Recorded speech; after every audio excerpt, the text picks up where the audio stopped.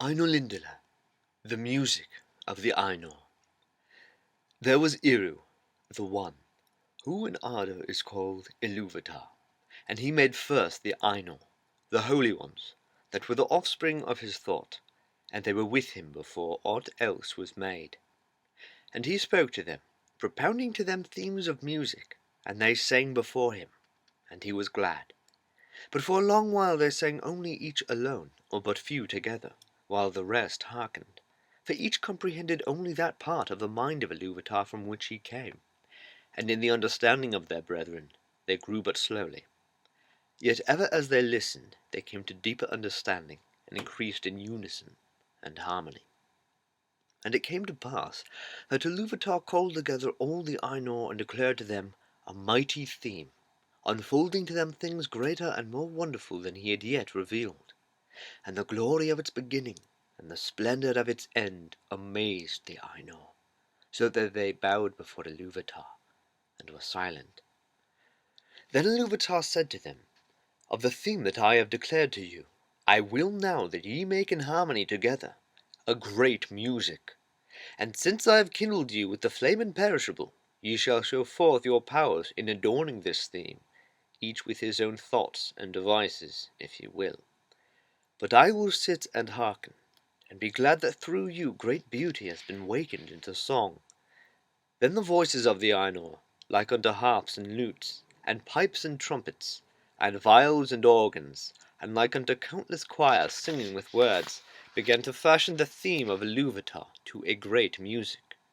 And the sound arose of endless interchanging melodies woven in harmony, that passed beyond hearing, into the depths and into the heights, and the places of the dwelling of Ilúvatar were filled to overflowing, and the music and the echo of the music went out into the void, and it was not void. Never since have the Ainur made any music like this music, though it has been said that a greater still shall be made before Ilúvatar by the choirs of the Ainur and the children of Ilúvatar after the end of days. Then the themes of Ilúvatar shall be played aright, and take being in the moment of their utterance, for all shall then fully understand his intent in their part, and each shall know the comprehension of each, and Ilúvatar shall give to their thoughts the secret fire, being well pleased. But now Ilúvatar sat and hearkened, and for a great while it seemed good to him, for in the music there were no flaws. But as the theme progressed, it came into the heart of Melkor to interweave matters of his own imagining that were not in accord with the theme of Ilúvatar. For he sought therein to increase the power and glory of the part assigned to himself. To Melkor among the Ainur had been given the greatest gifts of power and knowledge, and he had a share in all the gifts of his brethren. He had gone often alone into the void places, seeking the imperishable flame, for desire grew hot within him to bring into being things of his own, and it seemed to him that Ilúvatar took no thought for the void, and he was impatient of its emptiness. Yet he found not the fire, for it is with Ilúvatar. But being alone, he had begun to conceive thoughts of his own, unlike those of his brethren.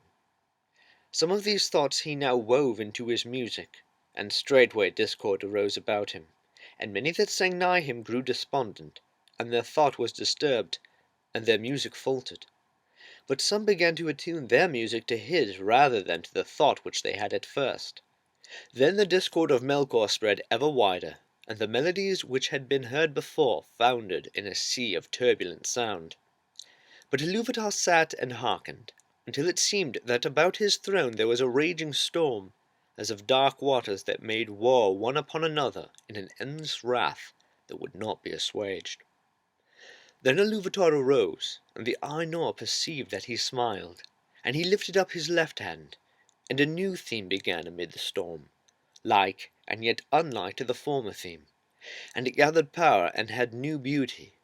But the discord of Melkor rose in uproar and contended with it, and again there was a war of sound more violent than before, until many of the Ainur were dismayed and sang no longer, and Melkor had the mastery. Then again Ilúvatar arose, and the Ainur perceived that his countenance was stern, and he lifted up his right hand, and behold, a third theme grew amid the confusion. and it was unlike the others. For it seemed at first soft and sweet, a mere rippling of gentle sounds and delicate melodies. But it could not be quenched, and it took to itself power and profundity, and it seemed at last that there were two musics progressing at one time before the seat of Ilúvatar, and they were utterly at variance. The one was deep and wide and beautiful, but slow, and blended with an immeasurable sorrow, from which its beauty chiefly came. The other had now achieved a unity of its own, but it was loud and vain, and endlessly repeated, and it had little harmony, but rather a clamorous unison, as of many trumpets braying upon a few notes, and it essayed to drown the other music by the violence of its voice. But it seemed that its most triumphant notes were taken by the other, and woven into its own solemn pattern. In the midst of this strife, whereat the halls of Ilúvatar shook, and a tremor ran out into the silences yet unmoved, Ilúvatar arose a third time, and his face was terrible to behold. Then he raised up both his hands, and in one chord, deeper than the abyss, higher than the firmament, piercing as the light of the eye of Ilúvatar, the music ceased. Then Ilúvatar spoke, and he said, "Mighty are the Ainur, and mightiest among them is Melkor. But that he may know, and all the Ainur, that I am Ilúvatar, those things that ye have sung, I will show them forth, that ye may see what ye have done. And thou, Melkor, shalt see that no theme may be played that hath not its uttermost source in me, nor can any alter the music in my despite. For he that attempteth this shall prove but mine instrument in the devising of things more wonderful, which he himself hath not imagined." Then the Ainur were afraid, and they did not yet comprehend the words that were said to them, and Melkor was filled with shame, of which came secret anger. But Ilúvatar arose in splendour, and he went forth from the fair regions that he had made for the Ainur, and the Ainur followed him. But then, when they were come into the void, Ilúvatar said to them, "Behold your music." And he showed them a vision, giving to them sight, where before was only hearing. And they saw a new world made visible before them, and it was globed amid the void, and was sustained therein, but was not of it. And as they looked and wondered, this world began to unfold its history, and it seemed to them that it lived and grew. And when the Ainur had gazed for a while and was silent, Ilúvatar said again, "Behold your music. This is your minstrelsy, and each of you shall find contained herein, amid the design that I set before you, all of those things which it may seem that he himself devised or added. And thou, Melkor, wilt discover all the secret thoughts of thy mind, and wilt perceive that they are but a part of the whole, and tributary to its glory." And many other things Ilúvatar spoke to the Ainur at that time, and because of their memory of his words, and the knowledge that each has of the music that he himself made, the Ainur know much of what was, and is to come, and few things are unseen by them. Yet some things there are that they cannot see, neither alone nor taking counsel together, for to none but himself has Ilúvatar revealed all that he has in store. And in every age there come forth things that are new and have no foretelling, for they do not proceed from the past. And so it was that as this vision of the world played before them, the Ainur saw that it contained things which they had not thought. And they saw with amazement the coming of the children of Ilúvatar, the habitation that was prepared for them.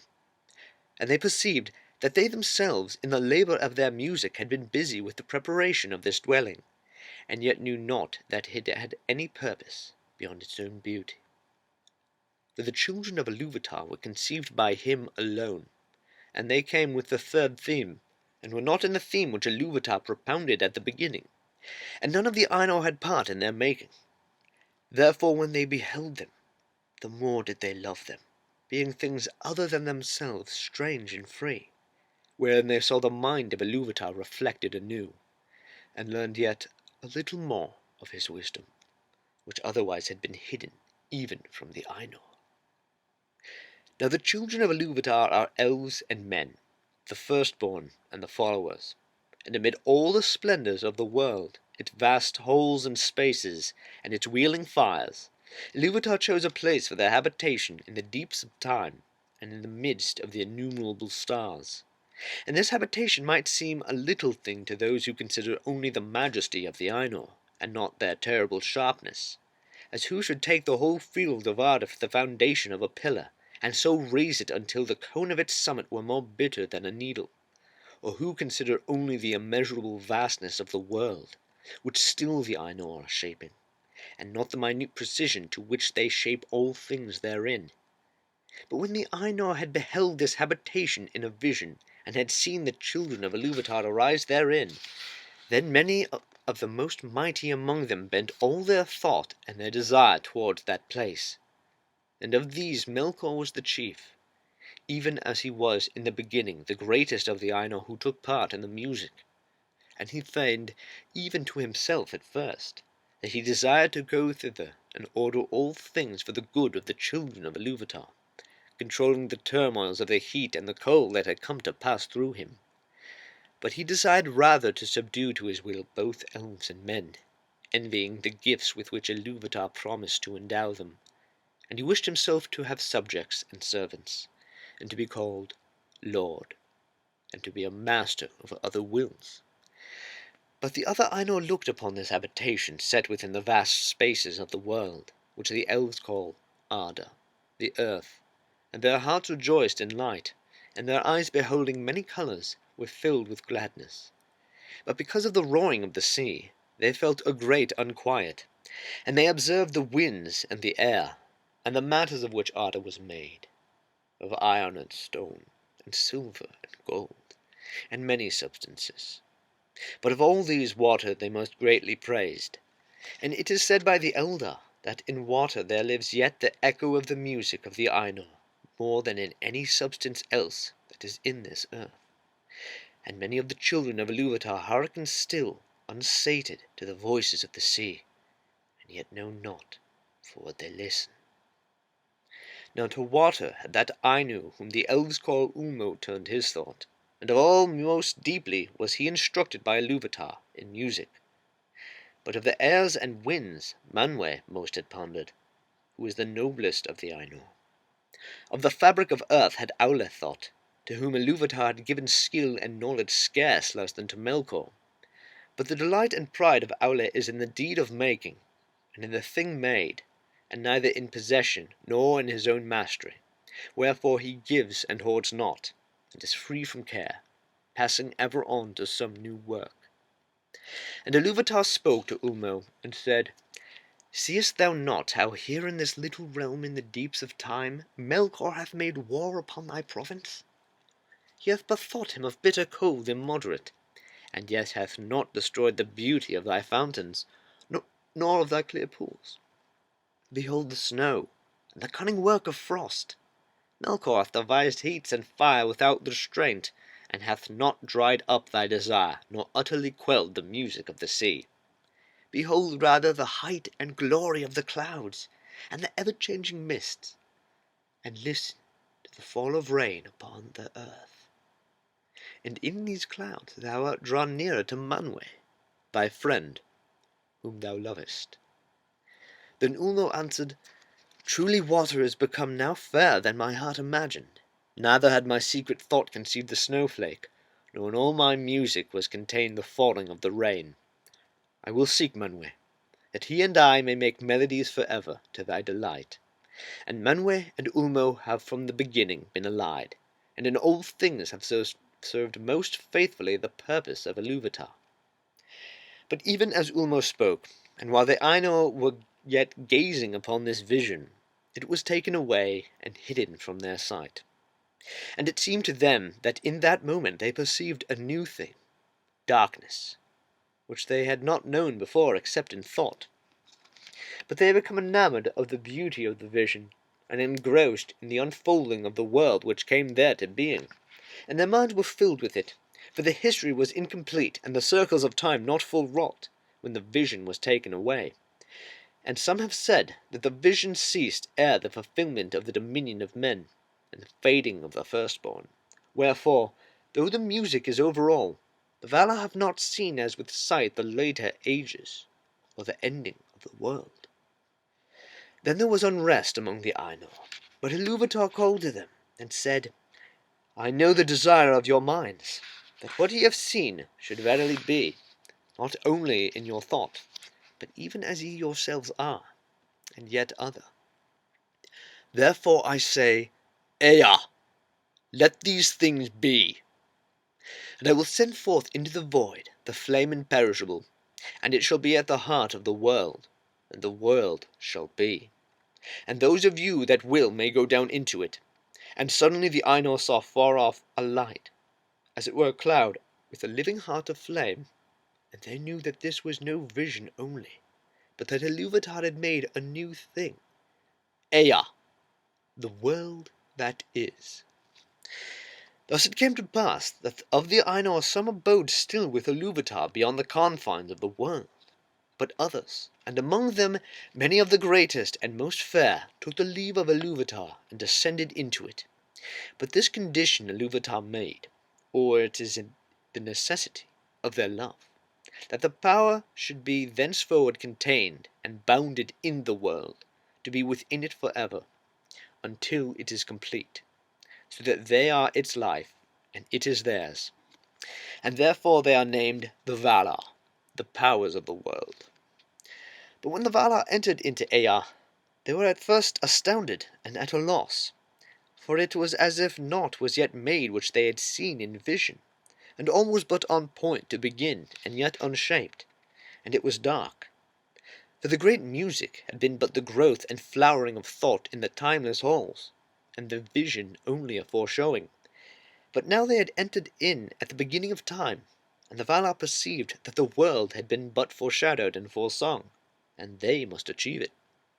So began their great labours, in wastes unmeasured and unexplored, and in ages uncounted and forgotten, until in the deeps of time, and in the midst of the vast halls of Ea, there came to be that hour, and that place, where was made the habitation of the children of Ilúvatar.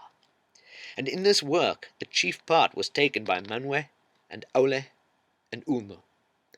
But Melkor too was there from the first, and he meddled in all that was done, turning it, if he might, to his own desires and purposes, and he kindled great fires.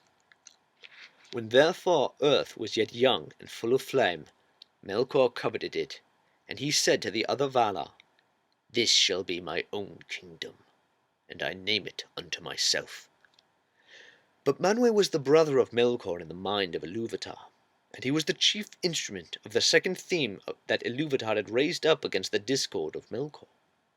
And he called unto himself many spirits, both greater and less, and they came down into the fields of Arda and aided Manwë, lest Melkor should hinder the fulfilment of their labour for ever, and earth should wither ere it flowered.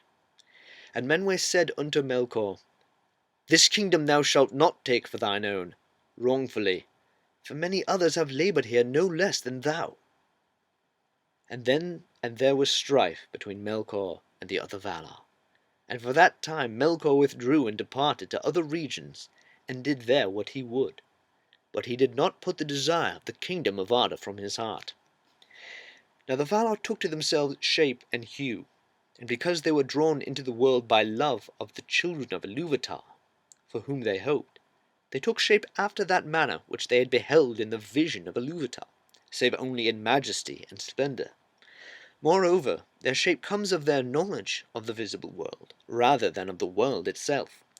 And they need it not, save only as we use raiment, and yet we may be naked and suffer no loss of our being.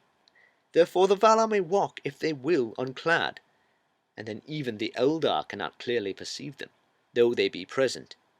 But when they desire to clothe themselves, the Valar take upon them forms some as of male, and some as of female, for that difference of temper they had even from their beginning.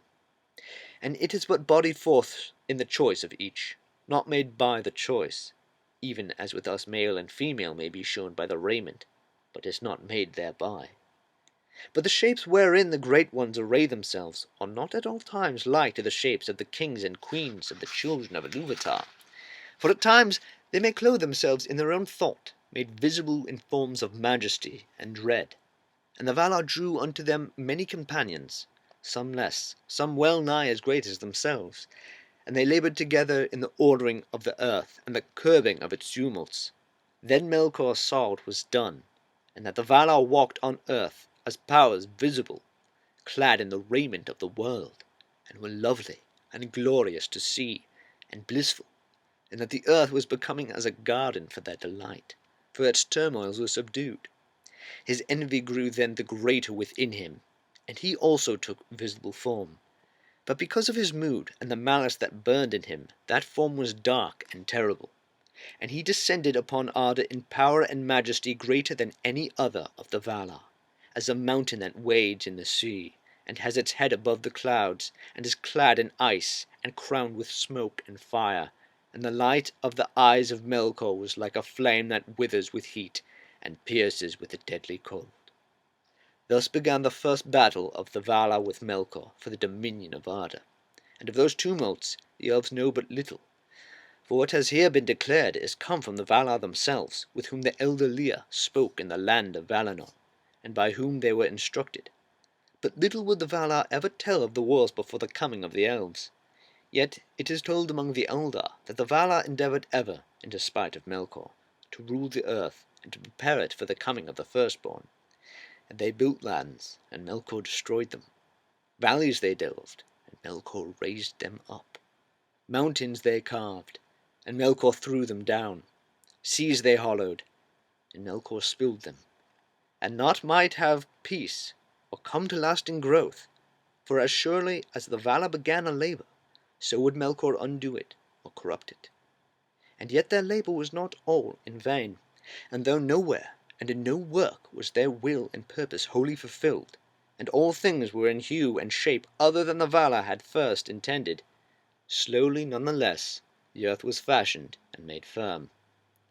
And thus was the habitation of the children of Ilúvatar established at the last in the deeps of time and amidst the innumerable stars.